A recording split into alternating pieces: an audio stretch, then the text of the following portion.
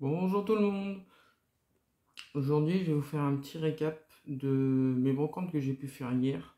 Donc on est début septembre. Là, la vidéo est à jour. C'est pas pour faire un récap de quelques mois en arrière. Voilà, donc il y a eu deux brocantes. J'ai trouvé un stand par brocante. C'était pas, comment dire, il y avait un peu de monde, mais c'était pas folichon en cartes. J'ai trouvé quand même mon petit bonheur, donc c'est cool.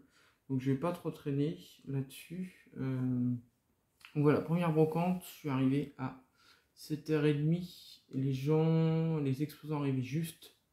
Donc j'ai eu le temps de faire 3 ou 4 fois le tour de la brocante. Et le seul stand que j'ai trouvé, c'est le tout premier qui était à l'entrée. Donc je pense que ça n'avait pas dû encore être fouillé. Et donc j'ai rien trouvé pour ma collection, à part peut-être les cartes, c'est juste peut-être pour remplacer celles que j'ai. Elles sont peut-être en meilleur état. Donc c'est du Wizard. Donc on a le petit Draco de set de base et le Monsieur Mime de Jungle. Donc deux rares Wizard. L'état est très correct, je trouve. Faudrait que je regarde si elles ont besoin de... si elles peuvent rentrer dans le classeur ou pas. Donc je les ai payés 2 euros. 1 euro les deux. Donc je pense que pour le prix que c'est, ça les vaut. Et donc j'ai fait le tour de la brocante et j'ai rien trouvé d'autre. Il y avait un stand de plus, mais c'était que du récent. Donc assez content au final de pouvoir de les avoir pris parce que sinon je suis venu pour rien. Et ensuite il y en avait une autre à 10 minutes de là. Et donc là je suis arrivé à 8h10.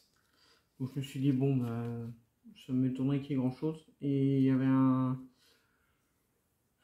jeune homme de 20-25 ans qui, je pense, est un gros collectionneur aussi et qui revendait toutes ses doubles. Donc il y avait un peu de tout, du 10, du 50 centimes, il y avait du méga Bravco Feu X, enfin toutes les récentes. Il y avait un Articodin X promo. Enfin voilà, il y avait des belles cartes. Mais voilà, fin d'année, je commence à plus avoir trop de budget. Donc j'ai pris ce qui m'intéressait. J'ai un peu de Block X et une Wizard. Donc au début, j'ai voulu prendre beaucoup de Block X. Parce que c'est ce qui me manque le plus et c'est ce qu'il avait le plus. Mais à 2-3 euros pièce, les peu communes, ça commençait à faire vite en chiffres. Donc je me suis ravisé et j'ai resélectionné les petites cartes et puis deux grosses pour moi. Donc ça, ce que je vais vous montrer, donc il y en a 9 en tout. J'en ai pris 7 à 10 centimes. Donc on a le Bulbizarre, il est défoncé, de Team Aquamagma. Vraiment défoncé. Il est même marqué au dos. Hop. À côté, on a le Smogo de Ex-Deoxys. Celui-là, il m'a fait plaisir. Normalement, toutes celles que je rentre là, je ne les ai pas. Le Mediana de pareil Team Aquamagma. Bon, l'état est vraiment pas ouf non plus. Mais bon, moi, ça rentre dans la collection. Ça remplit un trou. Je suis très content. Pareil, le Levénard. Rare de X-Force caché. Hop. Voilà. Donc tout ça, c'est 10 centimes. Donc c'est très... Le budget, je peux pas faire moins de toute façon. Ex-créateur de légende d'un Solourdo. Le petit Arco qui fait plaisir, un espèce delta de gardien de cristal. Et pareil, 10 centimes. Il l'avait en 2 euros, vraiment bien meilleur état, mais j'ai dit non, je prends celle-là, me suffit largement. Donc le petit Carabasse de gardien de cristal. Donc là voilà, ça faisait 70 centimes. Et après, au final, le lot, je l'ai payé en tout 15 euros.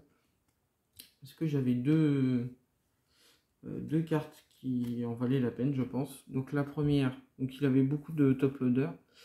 Donc la Balbuto en reverse de Tempête de Sable. Donc maintenant les reverse de ces séries-là, Tempête de Sable, Ruby Saphir, ça commence à être dur à trouver. Je dis pas que ça prend de la cote, parce que tu peux encore... c'est quand même des séries qui sont... Même si elles sont anciennes, tu peux les trouver. Donc je vois pas l'intérêt de leur mettre 8-10 euros par truc, par carte.